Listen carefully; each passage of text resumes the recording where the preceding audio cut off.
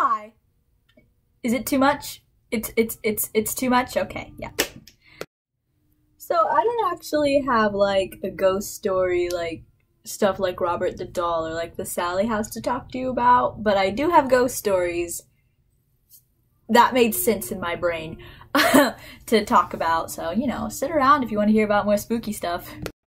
So as you know, as you've been knowing if you've been watching my videos, a lot of weird stuff happens to like me and to like people who are around me. I don't know, like I have a very psychic family, I guess ghosts just like our vibes, and that makes for a lot of weird stories. So that's what we're gonna be talking about.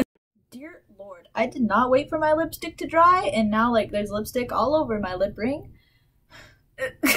God, Isabella, this is when you learn patience. God damn it, take a break, girl.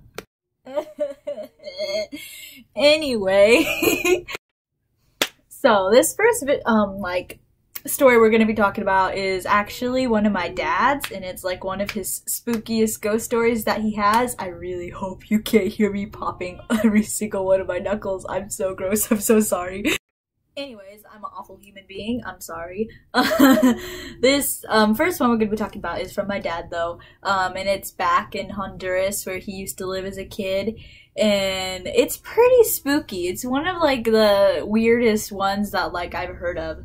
So let's get on to that. So my dad comes from a very small town in the middle of nowhere in Honduras. Like he lives a couple of miles outside of Tela. And so it's a very small, like, town, like, village that he lived in. So everyone knew everybody, and, like, they had a church system where they would ring bells, like, if people died, to, like, let everyone in the town know to, like, go to the church, because everyone knew everyone, and it was a quick way to get people to go and to see if, like, people were all right, like, So they had a system, like, a certain amount of bells meant this, and then another amount of bells meant that. Is basically what I'm getting at, and it's important, so you should remember it. So, one day, my dad was playing, like, from sunrise to sundown with this kid. Like, they were, just running around, doing kid things. And then it got late, and so the kid was like, okay, well, I have to go, I have to go back home. And my dad was all like, yeah, whatever, see you later, bro. Hint, he did not see him later, So my dad is just, sitting, like the guy had left, he was just, sitting around, and then all of a sudden, the kid comes running back into the house, and my dad's all like, I thought you went home, and the kid, he says, doesn't, like, even acknowledge him. He just runs through the doorway, like the entrance, and then runs down the hall into a bedroom. And my dad gets up, he follows him, because, that's weird, like, what's Johnny boy doing back here? And he's looking around in this bedroom, like, underneath the bed, and, like, they were poor, that's all they had, so, ooh!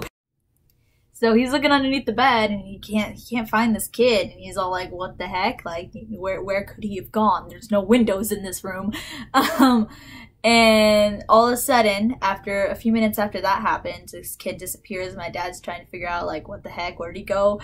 The church bells start ringing, and it's the amount of bells, I think it was about 5, that signal that a kid has died in the community and that everyone should go to the church. And so it starts ringing, like, 5 times. My dad's all like, oh shit, like, who died? And goes running down, like, the street to the church in the center of town. And everyone's there, and everyone's all like, what's going on? And apparently, the kid that my dad had been hanging out with all day had been walking home. And as he was walking home, he was walking along this river that runs through their town. And he had a seizure because he was epileptic and had fallen into the water and had drowned. So, I love starting the video off with cheery stories. It's the best.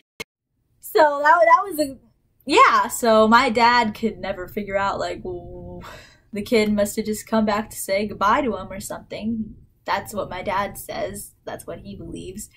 And it's pretty spooky. It's kind of sad. I'm sorry. This is a depressing video. When I did this lip look, it was because I saw a picture of it on Tumblr and I was like, yo, that's hot. It looks like vampire lips. I want that on my face. And so I put it on my face and now I think I just kind of look like Pennywise. Sugar pink lick-a lips. That song's been in my head all day. I'm going to die. Oh my god. So I don't know if I've told this story before, like on this channel. Like I've told everyone about it, I'm pretty sure, that like knows me, because like it's like one of genuinely the most terrifying thing has ever happened to me, and like paranormal wise, which is saying a lot because like a lot of weird shit happens to me. But so I think I did tell this story. I'm so sorry if I'm repeating myself, but you're gonna hear it again if you haven't. I'm sorry. But I was like, I must have been like 12 or like 11, and I was laying in bed. It was like 3 a.m. It was late, basically, so no one was up. Like, a lot of stuff that happens in my house, to me at least, happens in the middle of the night because I'm dumb and I don't have a good sleep schedule, so like I stay up all night and like the ghosts are like, we'll keep you company. So I'm laying there, barbecue sauce on my titty, and all of a sudden I just hear this voice from the hallway going, Isabella, Isabella, and it sounded like a woman, and it sounded like my mom. Like, it sounded exactly like my mom, and I was all like, what the fuck? You know, I'm 11. I'm reading Harry Potter, and this shit is happening, and I'm like, okay. Oh, trying to figure out, like, what should I do? Like, do I just lay here and wait for death? Do I call someone? Do I scream? Do I cry? And it's just saying that for like 10 minutes. It's saying my name repeatedly, and I'm just on my bed crying.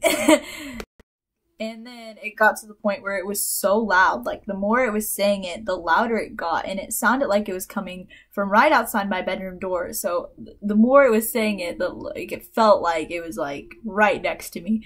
So I was fine. I got up, got out of bed, and I think I turned on my radio, and as soon as I turned on my radio, it stopped.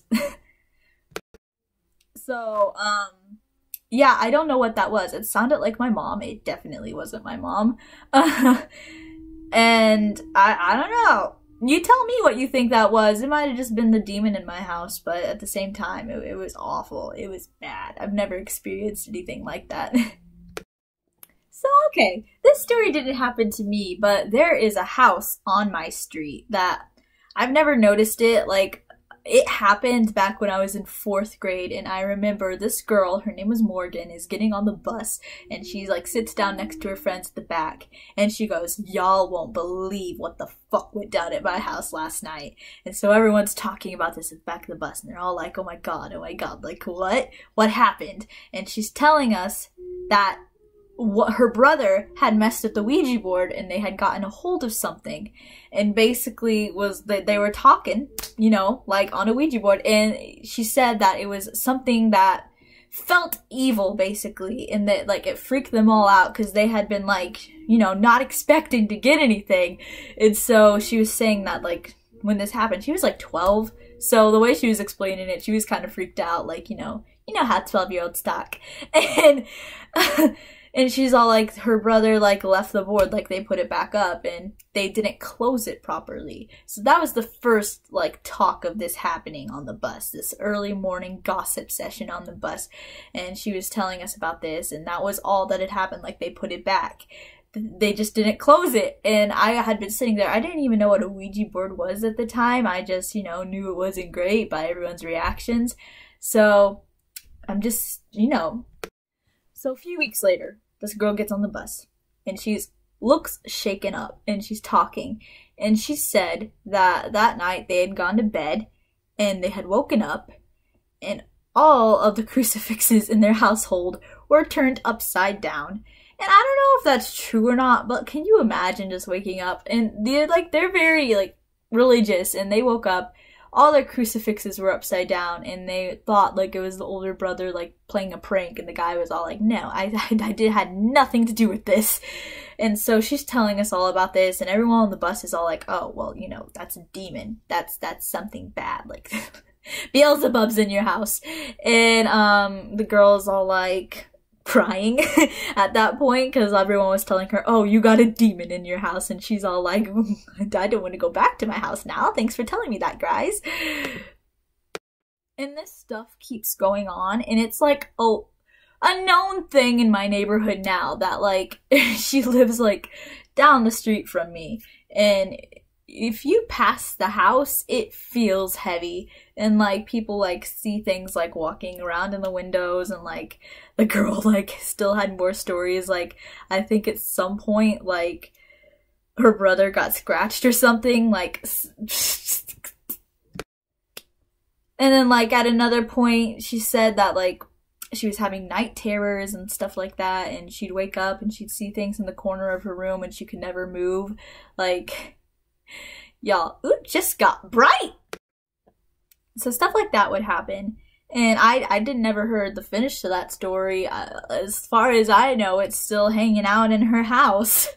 If you want to come down to my street and, like, just haunted house tour, free haunted house tour right there, you guys. I'm dumb. I'm so bored right now that I'm making this video just trying to not die from boredom. Bear with me. So, the next story that I'm talking about is from my mom. My mom hasn't had as much paranormal experiences. She's more of an empath, which is basically someone who, like, and this is a very basic, not very knowledgeable explanation of it, but empaths can, like, feel auras, I'm pretty sure, and feel energies from people. Like, you know, like that. Like, they can pick up on things, like, on vibes. My mom's more like that than she is, like, clairvoyant. Me and my dad are very clairvoyant, so we kind of, like, swap stories. Anyways, so my mom, this is, like, one of the only ones that she had that, like, genuinely, like, freaked her out. But she was about my age when it happened.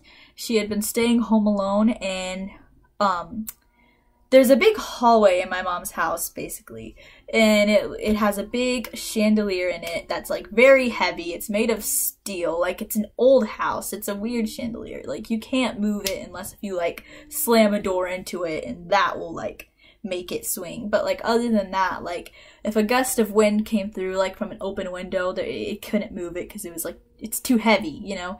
And plus, there's, like, no, like, windows in that portion of the house because it's a very enclosed space. Is basically what I'm telling you. Is this chandelier is very fucking hard to move. The mom was sitting there, and all of a sudden she heard this banging on the wall.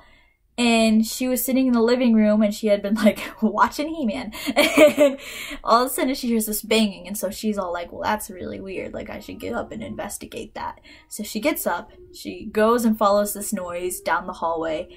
And when she looks down this hallway, she sees in the middle of it the chandelier literally swinging, like, not just a little bit. Like, it was going whoop, whoop, whoop. Like, and the banging noise was it hitting the top of the ceiling. Like, every time it swung, it would hit into the ceiling. That's how badly it was going back and forth. And so my mom's all like, what the heck?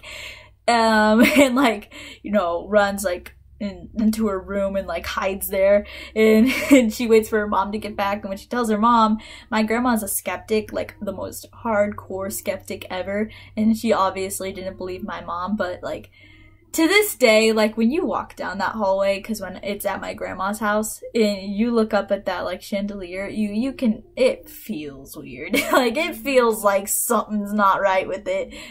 And my mom has, like, had, like, things move around at my grandma's, so we're thinking it's, like, some sort of, like, poltergeist or something. I don't know. It's a very, unsettling house, but, like, there hasn't been, like, any apparitions seen in it, and, like, there would be no reason for it to be, like, haunted. Well, we're thinking of, like, if you have things moving around in your house, basically, let's talk about poltergeists for a second. Basically, I've heard, don't quote me, is that if there's a lot of negative energy in a household, like, you know, especially like teenage angst, like if you have like a kid that's like really has a lot going on, okay? People give off a lot of energy, and that energy, I think, can cause things to move around. It's not like telekinesis, I don't think, the way I've heard it described, but like, I feel like energy like that could cause things like that to, like, if you're going through a really rough patch, I think you can generate enough like negative vibes to kind of move stuff. But that might sound crazy, but that's my opinion, and that's what I've heard, and I kind of believe it, like, because I've gone into that house, and it might just be haunted, or it might just be my brain, but it's a very heavy house, and like a lot of bad things have happened in that house. And so I think if you have enough of that bad energy, it can cause weird things to happen. Just, you know, with nothing like paranormal attached to it. Just like that type of energy can do that type of stuff. But I don't know. Like, that's my opinion. So it might have just been like, because things fall off shelves and like the chandelier, obviously. My mom's had like, sorry, I was interrupted. But like, yeah, she's had like milk bottles just explode for like no reason, and she still is all like, I don't know if milk explodes, but it did to me one time. Like the cap flew off. So yeah, I don't know. It might be a poltergeist, or it might just be, you know, weird energy. Whew. I don't know. I've had like if I told you all of my weird paranormal experiences, it'd be like a really very not connected video, because like they're very short instances that happen that like for a long time I didn't think anything of, and I just thought were like normal things that happen to people. So it'd be a very broken up video, and it wouldn't be great to watch. So I don't know if this next story is worth telling, but like it's another ghost story that's happened to me, and honestly, like the thing behind it is more interesting than the actual thing that happened. But you know, my family's pretty obsessed with paranormal things. I think that's kind of why we attract them, kind of. And so we do a lot of ghost tours. Like we've been to Salem, and like we've gone on a big ghost tour. Like when we went to New Orleans, we went on a ghost tour, and when we went to St. Augustine in Florida, we went on a ghost tour. So like everywhere we go, we like look for like tours and paranormal stuff to go see, because we're those types of people. Like my mom in New Orleans like had her camera out and was like literally just taking picture after picture. I think she took like 1,000 or so pictures just of like trying to get orbs or like apparitions. She didn't. Like in New Orleans, she didn't get anything. But that changed in St. Augustine when we went on this ghost tour. And St. Augustine, I can't really remember. It's like a fort city, like, I don't know, in some sort of war that I don't remember because I don't pay attention in history class. It was something. Okay, there was a war there. People, you know. It's an old city is basically what I'm getting at. And we were like, you know, it's a really cool, like, actual town. Like, they have, like, a big fort there and, like, cobblestone streets, and it's, like, super pretty and, like, super old. And so, you know, a lot of people have died there. And we had gotten nothing, like, on the camera, like, as we'd been taking pictures, and my mom was sort of bummed because it was winding down to the very last stop on this trip, and she was like, oh, shit, I didn't get anything again, and she was, like, really bummed, and the tour guides are telling us, you know, this story, and my mom, as they're talking, is taking, like, picture of this gate that we were at, and the story behind this gate, and, like, the haunting behind it, is right across the street from it, I think you need to know, is a huge cemetery. Like, they buried, like, a lot of, like, the people from the old times that they're in that cemetery, and it was right across from it, and if you looked over, you know, you could see all the headstones. So they're telling us this story about this guy, this guards person who worked at this gate, you know, letting people in, and he had a daughter, basically, and her name was Elizabeth. And she, you know, like loved like going and like waving to people as they were going in and like saying hi. She was super friendly. You know, she was a little girl. I think she was like about 10.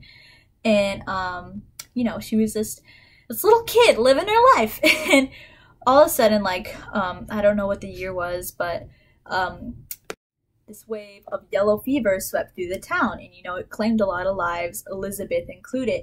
And so Elizabeth died like at a really young age, and they buried her across the street in the cemetery.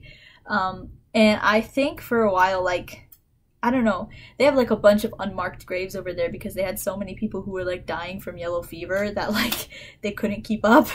So it's a very unsettling place because, like, you know, there's a lot of like disrupted spirits that are there that, like, you know, never had anyone to go claim them because they died so suddenly, which is really sad. But like this girl, she died, and so people like feel her presence, you know, like they see a little girl, like, you know, on like her face in the gate, or like she walks around, like they can hear like a kid talking and like laughter. And there was this one couple who had been on the same tour as us, who was taking pictures of this gate. And the way it is, we tried to blame it, like it could be lights or like a reflection, but like the way that basically what they caught in this picture was 3 glowing blue orbs that were floating across the screen, and they sort of looked like they were linked, but they started on the right side and they go down, and then they would go up in the picture, and then they'd go down, and then they'd come back up. And so like it sort of floated across the screen. At least that's what it looked like on my mom's picture. I'm sorry, this is confusing. But that's what my mom had captured. On this other couple who had taken this picture right by this gate, they had caught these 3 glowing orbs, and the like same position that my mom had. And it looks like, if you look close enough, it looks like someone like floating with their arms out like this. Like, it's like, it sounds crazy, but that's what I'm gonna explain it as. So that's what it looks like. And so as they're passing these pictures around, like this picture that this other couple had caught, my mom gasps, and she's like looking down at her camera, like freaking out because she just caught this thing, and she's like scrolling through it, and like she took a burst picture, so like really rapid fire, so that's why she caught the thing like floating. I can't tell stories. I'm sorry if this is confusing, but yeah, so she saw that and she was freaking out. And then sure enough, the picture comes around, and it's an exact match of what she had caught. And so she shows it to the tour guide, and the guy's all like, well, yeah, that's weird.